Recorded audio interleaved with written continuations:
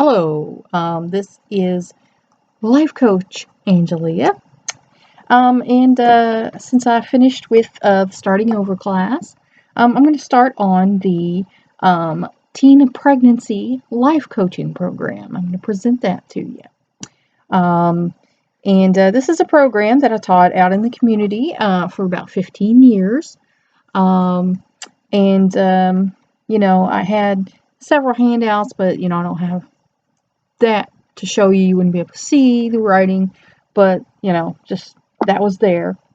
Um, and basically, I followed, the psychological, you know, uh, service system programs for, teens. Um, and, uh, we would coach one session a week, for an hour, and this went on for like uh, you know, 29 weeks. So I would tell people, get in there as quick as you can. And it's basically to help the teen mother with maturity issues and self-care before she starts mothering somebody else. That's something I did. I took parenting classes before my child was born because I knew my parents really didn't know what they were doing too much. Once I started studying psychology, in high school, I was like, that's interesting. My family's not like that. But so, it's just something to help teen mothers mature before the baby comes. So let's get started. Um, First of all, child-centered. Because let's face it, a teen mother is a child. If you're under the age of 18, 21 in some states, you're considered a child. So what we're going to do is we want to meet the individual needs of the child. Some people are more mature than others. Some people are way low down on the maturity level. And those are things we need to think about. Where is this person at this point in time? So, having a certain thing step by step is not going to work for everyone. You have to do an outline based program, like one and, on down, you know what an outline is. But, to help them, with the things. And you're going to fill in later, as each individual is different, they're going to need different things. So you're going to, consider the child's family situation and the community context in the coaching as well. Because the family dynamic and, what community they live in does play a part in how they think about, becoming a mother or a father. Because I have, teen males who want to be a father sit in. So that's, mostly we're talking females. But, make sure things are developmentally appropriate. And like I said, some people are more immature, some people are more mature. It just depends. You gotta get a feel for your client. And it should be, child specific for this specific child. Like I said, one size does not fit all when it comes to life coaching. You need to have a feel for your clients and who they are, and then you can tailor, the program to them. Anything cookie cutter like that, watch out for that. And you're going to want to build on the strengths of this child and the family to meet their mental health needs. Because let's face it, they're a teenager, their hormones were raging. All they were looking for was, that evening of fun or love. They weren't looking to be a parent just yet, at least most of them. Now, there are some teens with mental issues who are wanting to be a parent at that age. They think that's a good thing. It's not a good thing. And then you're going to look at the social and physical needs of the child. Are they going to have to go to school? Do they want to go to school? You're going to have to work with them, on that. Because if they're going to school, there's going to be people saying some nasty things about them, and they're going to have to be able to deal with that, and physicality.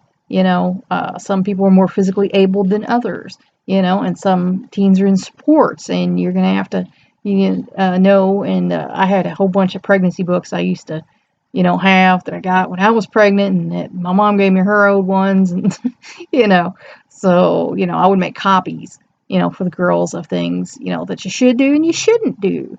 Like if you're pregnant, some people think it's okay to go out and run a marathon. Personally, I don't think that's okay. And you definitely shouldn't be drinking or doing drugs while you're pregnant. So there's all that stuff you gotta, think of their social and physical, needs too, to coach them on that. And it should be family focused. The parents should be involved in this because let's face it, if they're a teen in their parents' home, chances are the parents are going to be helping this teen take care of this child. Okay, the family is the primary support system for the child, unless it's not. Unfortunately, there are girls living with, grandparents, aunties, uncles, cousins, and you have to know that, and you have to know what support system they do have so you can get them to support this child because the child needs support right now. It doesn't need to be chastised and kicked out and whatever else bad decisions that people make to put their child on the road to failure for the rest of their life. And the family should be a full partner in all stages, of this, and with planning as well, because they're going to want to hold them accountable to doing the things that you come up with and agree to. So they need to be involved in that. Of course, they're going to want to monitor, and you're going to want to check in. And each week when you check in with this teen, you want to evaluate how they're doing. Because if the situation gets too bad, you're going to want to say, I think you need to go to counseling. They might not like that, but if there's serious mental issues surrounding this pregnancy and then becoming a mother, then that's the best thing, to do if they need counseling is to refer them to counseling so they can get what they need. And all families are different. You have to be aware of that. There might be, biological parents or adoptive parents. There might be siblings in the house or, not. They might be living, like I said, with grandparents or other relatives. So you're going to have to watch that family dynamic and see if there's going to be problems, in that. And those can be addressed as well. And you might want to, suggest family counseling for a family that's very combative and problematic. And, the older adults in their lives, I ask them, do they have supportive teachers? Do they have supportive counselors at school, that are helping them to make these decisions for the rest of their life because they're still a child. They still need to graduate, drive a car, get a job, decide if they're going to college. There's this person, and this is an old-fashioned way of thinking, and I really hate it. A lot of families are like, you're pregnant now, your future's over. You're a mom. Now that's all you get to do. And that's the role they stick the child in, and so that's the role they feel like they're stuck in, and that's unfair. I went to school with a girl who got pregnant in 9th grade, and her parents were great. They made an apartment for her and the boyfriend in the basement. They ended up breaking up, but the mom would take care of the kid while she went to school. She went on to college to be a lawyer. Yeah, so supporting your children, even if they're having children, is a good thing. You're not going to teach them anything by rejecting them. All you're going to teach them is that, you didn't care about them or your child. And that's a shame in my book. Okay. Yeah, like I say, check on their mental health. Make sure they're being mentally healthy, because sometimes they're self-destructive, or destructive towards the baby. And that decision should be made. If they don't want to keep this baby, then, I'm just saying my personal opinion, maybe they shouldn't. And again, you're representing this child to the family so you can have interactions with them. Since they're not an adult, you don't have to okay that with them, except for, in instances you might agree with them. If there's a problem with one parent or grandparent or whatever, you might agree not to share certain things because they have a problem with that. Like I said, it's all client specific. You can do these things in a community center. If that's what you want to do, you contact them, say, hey, I've got this teen pregnancy life coaching program. Are you all doing anything like that? Would you be interested in me coming out there and doing that? And then you can set up timing and, invitations and advertising and all that kind of stuff. You also, want people in the community to be understanding and accepting. So if this child feels like they're going to go to a community center and hear this, and these people are griping at them or whatever, that's not going to work. They won't come back for the rest of the program. You want, like I said, to have a referral source for mental health. That's an important thing I've told with the charity and with my life coaching business. You want a mental health professional as a referral source, because life coaching is pretty much a peer-to-peer counseling thing. But if you want serious mental health counseling, that is better left to a professional. And you need to know your provider agencies, who's providing service, who provides prenatal care, who provides, the obstetrician services. These things you need to know if you're going to teach this to people. You need to encourage them to keep a social network, because that leaves them not to feel, ostracized. Encourage them to continue in religious practices that they've been continued in. Now, I know that can be problematic in some places that are going to tell them how much of a sinner they are, and this child's going to be born in sin, and yeah. But if their religious center is, tolerable, and they should still keep their religious practices, and even if it's not, they should still keep their own. They should still pray. They should still read the Bible. You don't want them isolated from their religious practices, because that's, when bad things can seep in. And you want them to continue to participate in their culture. And you want to, again, have referral sources for different community supports. If the child is in any type of agency like Child Protective Services or juvenile center, and they contact you about this and want you to coach on this, you of course need to jump through their hoops. That's just the facts there. You need to define goals with the child. You need to talk with them. What are your goals? What do you want to do in your life? The first thing we need to deal with is this, pregnancy thing. But, after that, what do you want to do? Where do you see yourself going? Because you should still have goals. Just because you get pregnant as a teenager doesn't mean your life is over, And I don't care if grandma, mom, whoever, dad tells you this. That's not the case. I went back to college when, my kids were, probably the youngest one was like maybe 4. It was when I started. And, it can be done. Yes, you're older, you don't learn as quick, but it can be done. It's never too late. I had a neighbor that was my first life coaching client. She was 72 years old, and she was going on to do things that she never thought she would do when she was younger, because she came up in a bad situation. So until the day you're dead and wake up dead, it's never too late. So don't let anybody tell you that your life is over at any point, because it's not. You make your own life. You want to develop a plan with the kid. Sit down with a notebook and make a outline. And then, like I tell people, I'm an outline maker. I tell people make outlines for everything. Then you're going to put with this first thing. And then as they start doing things, they're going to realize there's other things like A, B, C, or A1, and you write those things in, and you start over on a new, piece of paper if that's what you need to do.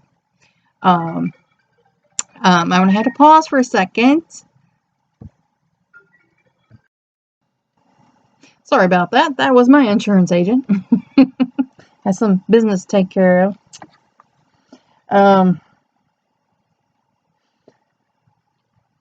Okay, then the kid has to develop, the resources or find the resources to carry out their plan. And so that's going to take them to do some calling around. You're not there for them to depend on you.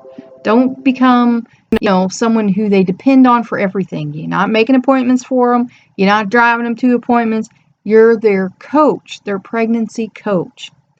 That is mom and dad or grandma or whoever Uber's job, not yours. You ain't adopting this child and you don't take over that stuff. They need to find that for themselves. That is one step to them developing maturity. They need to take these steps for themselves. No one's going to do that for them. And if someone does it for them, what they learn is they're helpless. They can't take care of themselves, and so they don't. Okay. You're providing, support to this family. That does not include you giving them money. That does not include you giving them a place to live or anything else. You have to keep the boundary there. When they start leaning on you for money and housing and stuff like that, you say, I'm your life coach. I'm not able to do this for you. And you can be friends with your clients. That's fine, because there's no law against that, with life coaches. There are rules against that with counselors, psychologists, and stuff like that. But sometimes people need a life coach to be their friend. That's only people that trust is your friend. And that is perfectly normal. But again, you're not there to give these people money. You're not there to give these people a place to stay, and you have to keep that boundary. Because people will push that boundary with you if you don't put it there. And again, you're going to evaluate their progress every week. Keep a little notebook. You keep a file. I have a file cabinet. I keep files just like a doctor or a counselor or a psychologist does. That way, if there's any problem later on, you can pull out your file and say, hey, here's what the file said. Here's the notes. And that keeps you covered, because some people, they're money hungry. I had a client come in and she asked me, do you have malpractice insurance? And I said, no, you know what? I don't. I used to, but I don't anymore. She's like, oh, okay. And so my feeling was that if I said, yes, I have malpractice insurance, that she was going to sue me for that malpractice insurance. So you got to watch out for people. People are shifty. You got to think of your own best interests. While you're thinking of other people's best interests too, you got to watch out for you. All right, and you must be culturally competent if you're going to be going into areas where there are people, of different cultures, different backgrounds. You have to be culturally competent. You have to be able to blend in, but not be disrespectful and try too hard. That's important. And culture determines the worldview and provides a general neural design for interpreting the reality of people's behavior. So, in one culture, this might not be okay, and in another culture, this might be okay. Or this might be accepted in this culture, but it's not accepted in this culture. So you need to be culturally competent, because you're going to be dealing with different people from different areas if you do this. You have to be able to have skills to recognize behavior. Psychological first aid would be a good thing to take. Psychology would be a good thing to take to help you learn these things, to watch people's behavior. Because, like little kids who watch what you do, not what you say, because you say, do what I say, not what I do. That doesn't work. You have to be able to watch people's behavior and see what they're not saying, like studying a psychology class in the body language. That helps. You have to get them to put their ideas onto paper. What are your ideas? And they might feel kind of, because, they probably just got griped out by their parents for becoming pregnant. But so you have to kind of draw them back out of themselves, and be able to put their ideas on paper and start to form these ideas for themselves. You have to deal with attitudes. They're going to have an attitude. Their parents are going to have an attitude. They might not be super thrilled that the parents hired you to come in and talk to them about things. So you have to be able to deal with attitudes without throwing your own in and escalating the situation. You have to talk about their values. What do they value? What values were they brought up with? Because these are things they're going to want to pass on to their children. They might be thinking about that now, but it's your job to help them to start thinking about that. Their belief system.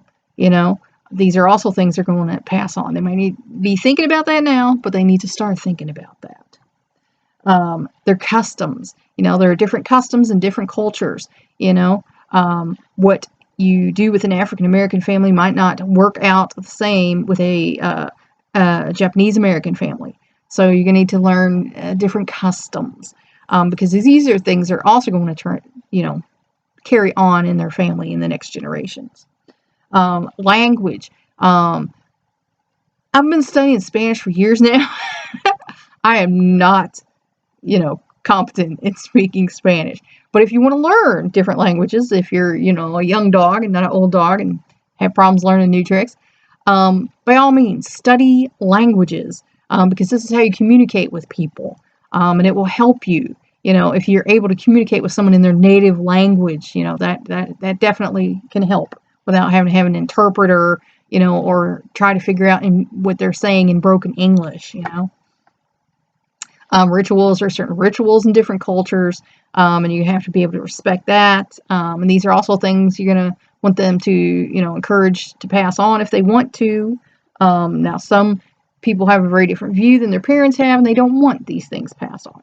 And that's something you kind of just stay out of and just acknowledge and move on, because you don't want to criticize the parents, cultural belief system, because they're the ones paying you. So if you say, yeah, don't do what your parents say, then the parents can be like, oh, well, I'm not writing you this check.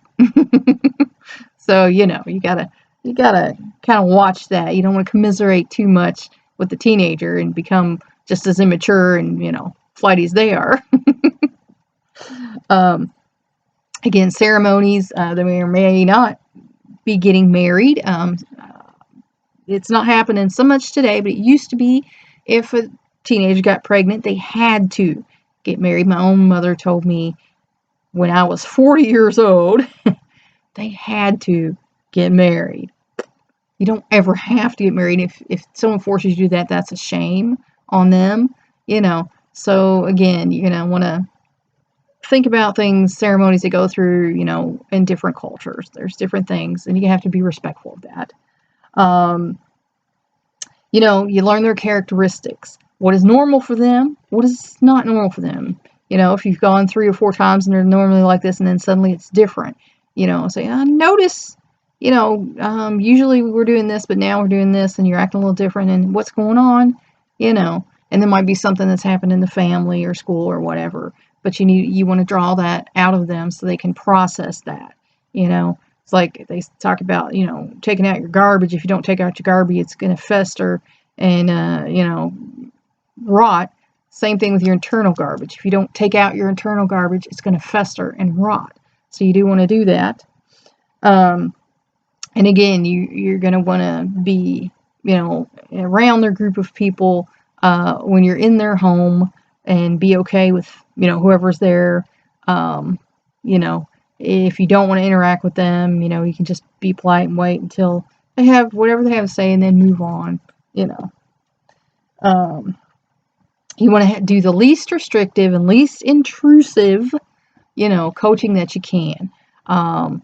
You don't want to have them cancel, if they're a chess player, don't have them cancel a chess match to have you come. Allow them and schedule it for a different day.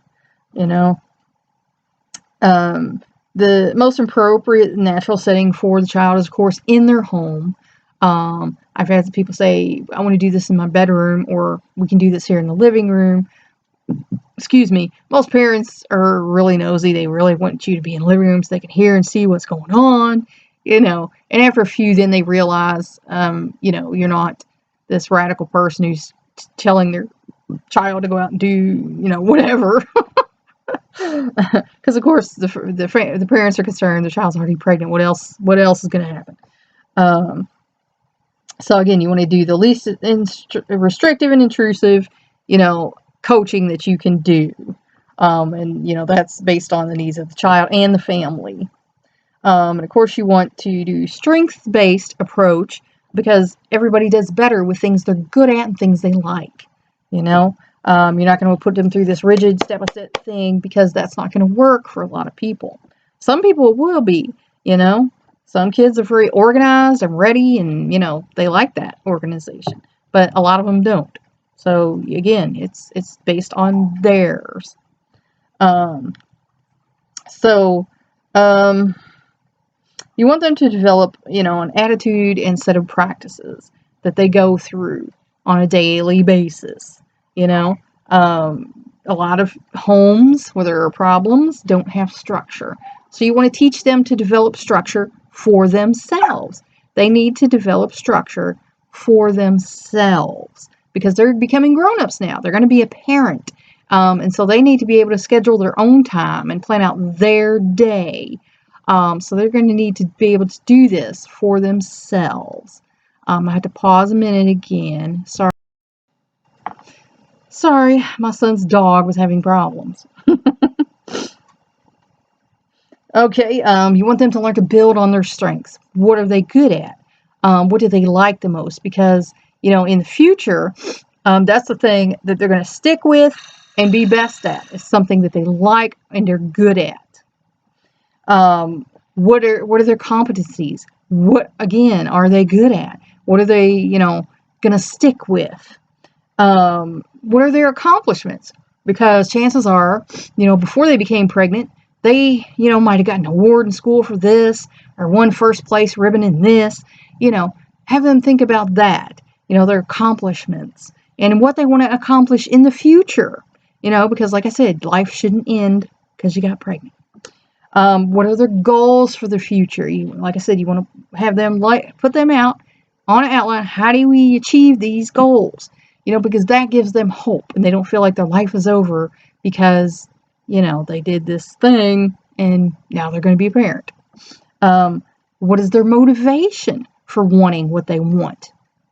Was it a childhood dream? Is this what they really want to do in the future? Is this something their parents are pushing them into? You have to look at these things.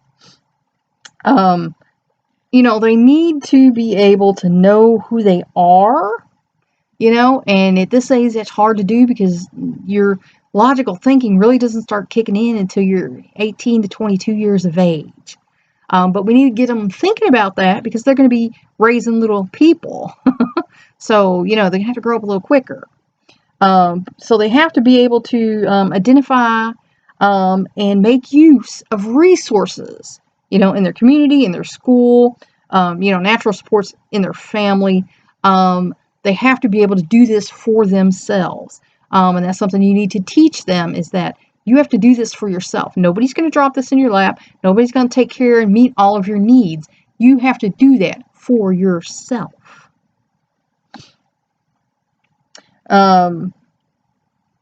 You have to be committed to collaborate with this child, with the family, and with others involved in the child's case.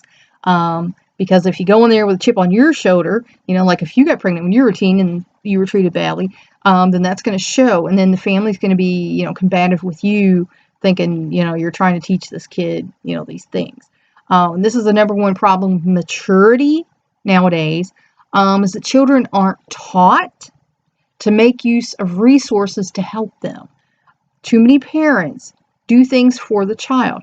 And, there's a difference between intervening and then doing things for the child. I intervened many a day because, I had children with mental disabilities that I had to go bat for sometimes. But did I do things for them? Did I ever do their homework for them? No. Our projects? No. Did I, go out and do, things for them in the community to pave their way? No, that's their job to learn and make use of the resources around them. I really never liked it when a client would tell me, I can't, I don't know how, I don't know what to do. Like, I want this. You're telling me you want this, but you don't know what to do. There's this thing called Google. It can find anything you want. There's a phone book. You know, you can find any place you want. Like when, I was putting some art out there, and this art gallery said, we're considering you for an exhibition. And I was like, oh, cool. And then they changed their mind and used someone else. But that, let me know, hey, my art is good enough. People are looking at it. So then I could get in the phone book or on Google and contact galleries near me and say, hey, would you like my stuff? Would you like to look at my stuff? Maybe you'd be interested. And I did have my art out at a few places.